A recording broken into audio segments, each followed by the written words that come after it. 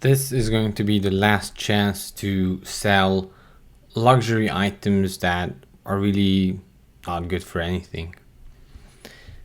Hi everyone, this is Arpad from Starpath Academy YouTube channel, and I promised that I'm gonna give you a couple of ideas how to plan on recession proofing your portfolio, or recession proofing your life, basically, right? So whether it's a recession or hyperinflation, the end effect on the end user on the individual people is really the same. It's just monetarily going into a different direction. One end on deflation actually being making loans much harder to pay, and then inflation making loans easier to pay. However, on the recession end, fixed income means really good.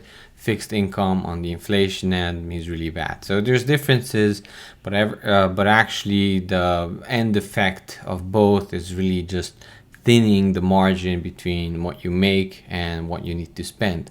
Whether everything going down in price or everything going up in price, the difference in speed of what you make and what things you need to buy, the difference in speed of that on one end, or the difference in speed on the other end, is really what makes you rich or poor during these times. So what to watch out for then, right?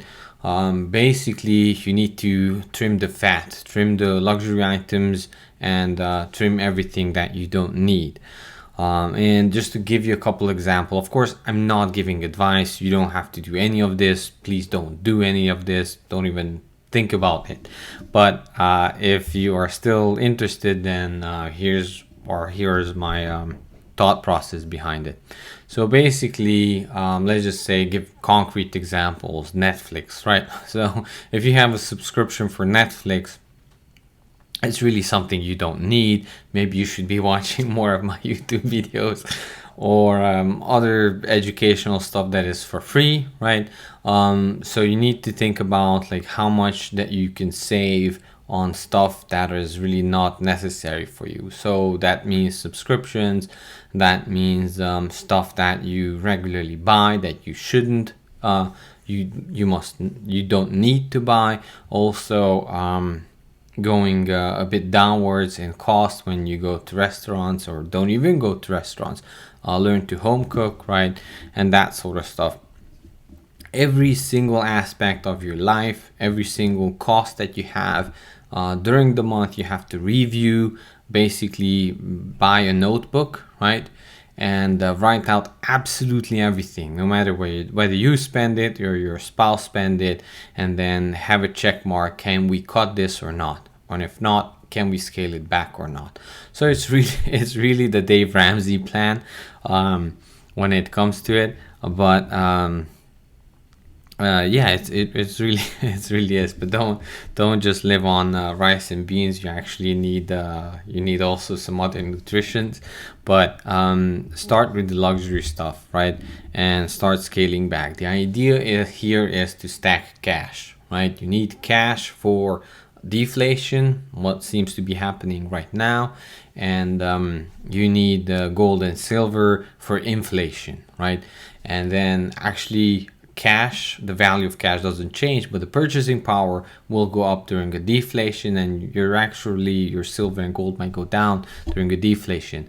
In high inflation, eventually the price of gold and silver will catch up to the inflation, and your cash will be devalued. And we had some other tricks with owning real estate and owning long-term fixed debt for hyperinflation. But right now the plan is to make sure that you have enough cash, and not just that, but you also have enough cash for 6 months worth of expenses. Now, how do you do that, right? On one end, you can increase your income, and on the other end, you can decrease your expenses. So that's what we're focusing here. So everything on the list needs to have a check mark if you can scale it down, if you can eliminate it, or it's an absolute must. And you have to talk it through with your the spouse, with your family, and work on the bigger numbers first, right?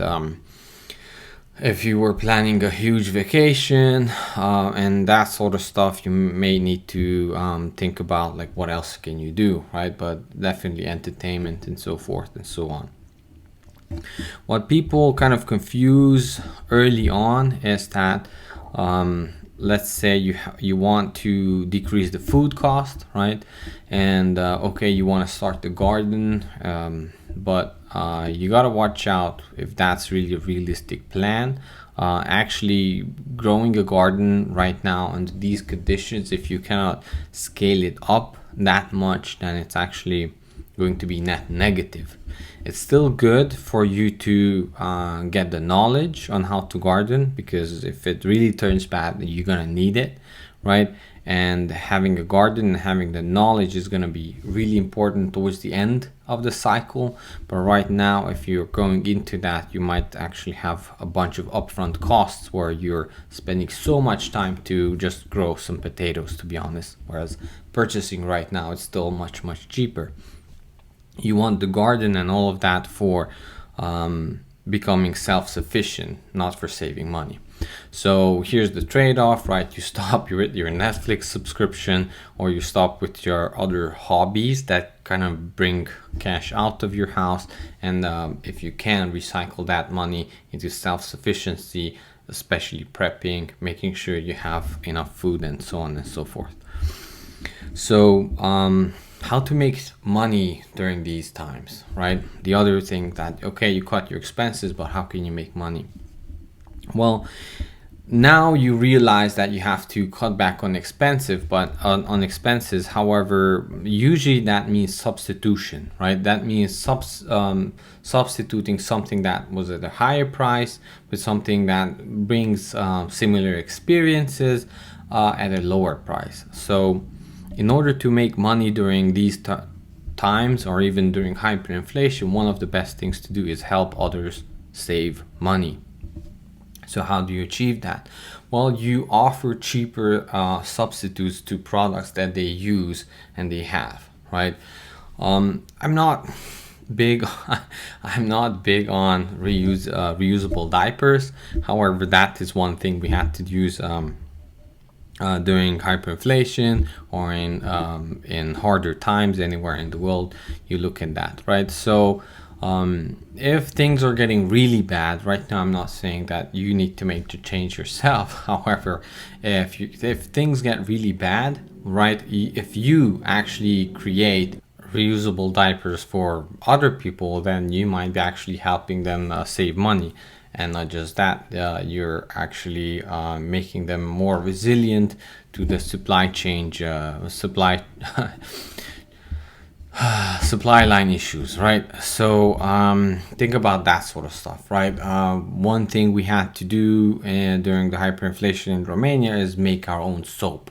Right now, if you look at Etsy and all of these stores, yes, there is soap there, and they usually target the higher end, like goat milk soap or beard this or that, so it's there.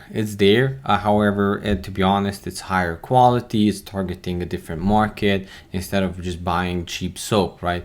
So actually, if things get really, really bad, what you can do, and it's still worthwhile to do it, is, well, making products for others, but maybe even supplying the raw materials for others to make their own soap.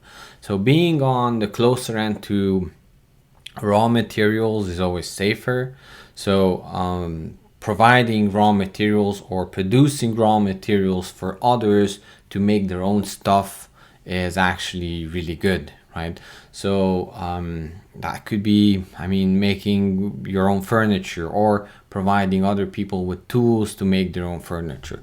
So as close as you can do to raw materials, the better you usually do. But you really have to get creative in how you can help others save money, basically. And what they will need to do, unfortunately, if the recession continues that we are in right now, is that they will have to step back in quality, or the types of products they are used to. Usually, history says they don't just give it up all at once, as much as they can. So, but they step back. Maybe the quality of the restaurants or the frequency of the restaurants and so on. Another inconvenient truth is that most likely people will have to give up some of their more expensive hobbies. And I mean that it always, people cut back where they can, right? So if people have more expensive hobbies, usually they will have to give that up. And it's kind of unfortunate because one of the huge positives I found in the United States was that people had such a variety of talents, right? And they were able to live out that inner creativity when it comes to talent. So I mean, just give you some examples again off the top of my head. Let's say you are building maquettes, right? Or I mean, if you're let's say you like Dungeons and Dragons or something like that, and you build these figurines, and you have used to spend a lot of money on paint and so on and so forth in order to make these beautiful things, right? That's going to be more and more expensive. So what can you do? You know, if you don't want to give up your hobby or something like that, then, well, I mean, for now, what I can just say, like, start making YouTube videos, turn that hobby into something that produces money, or prepare to maybe pause it in the future at some point, right? And it all goes back to stacking cash. Stack as much cash as possible. Try to save other people their own money, and they will reward you for that. I mean, it's kind of sad to talk about these things, but it's you gotta be realistic. The good thing is that, I mean, the trade-off is that if you stack enough cash, right, during a entrance period to a recession, what will happen, unfortunately, a lot of other people kind of wake up late in the game, and they will need to sell their stuff later, right? And that means there will be a flood on the market for used everything, you know, from boats to cars to everything that used to mean fun for people. It's gonna be flooded on the market, and, well, guess what, you can pick it up on the cheap, although I'm not sure if you want it, because you cannot really estimate how long the period will be. But I mean, the saying goes, right, he who panics first panics best. So the sooner you can get rid of the stuff you don't think you'll need, the better price you can get rid of it, and then hopefully you can buy it back in future date. A lot of people did that with real estate, and they, of course, didn't do well at all. Because here's the deal, you have to put different things in different categories, and the things you don't really need, that is the stuff that people get rid of first. And what was it? Well, cryptos. Nobody really used cryptos that much, even though the technology is awesome, even though I like some of the projects that people do individually. You know, you can live without it, so people got rid of that as soon as possible. Well, stocks kind of the same, to be honest. And let's just be fair about stock and stock market for the last 10-20 years. It's really just an NFT market or a Pokemon card market. I mean, what good does it do you if you own Google stock? You have no say in what the company does. Absolutely none. The only thing you can do is sell it for the next fool down the line. Of course, I'm not giving investment advice. I'm just saying that eventually we'll have to get back to the point where stocks are actually paying dividend, and you have a stake, and you have, you know, meaning in that company. If not, then you're just selling and buying Pokemon cards, right? What's the difference? So, okay, so let's just kind of put an end to this video with recapping some of the very basic stuff, right? Whatever happens, whether we go through a deflationary crash or hyperinflationary crash, the end effect on the user, on the end person, right, The individual average Joe is the same, is the shrinking between what they make and what they spend, whether that's going upwards, one going up faster pace than the other, or whether that's falling, one falling faster than the other. And that's the problem that you have to solve, right? In one way, you can solve it with owning stuff in inflation, and in deflation by owning or stacking cash and actual cash, right? So how do you manage and how do you prepare for both? Well, for stuff, you focus on stuff you cannot live without or others cannot live without, and you don't focus on luxuries because that's one of the slower paced growing stuff, right? So focus on necessities when you're focusing on stuff, and without the stuff that you don't need, you sell and stack cash, right? And then help others save money, whether that's actually entertainment, whether that's food, whether that's hobbies, whether that's necessities. Always think about helping others, right? How can you help them save more money or be more cost efficient? Whether that's your actual family, your extended family, you people who you sell to, or my viewers. So thank you very much. I hope you found this information useful, and talk to you soon.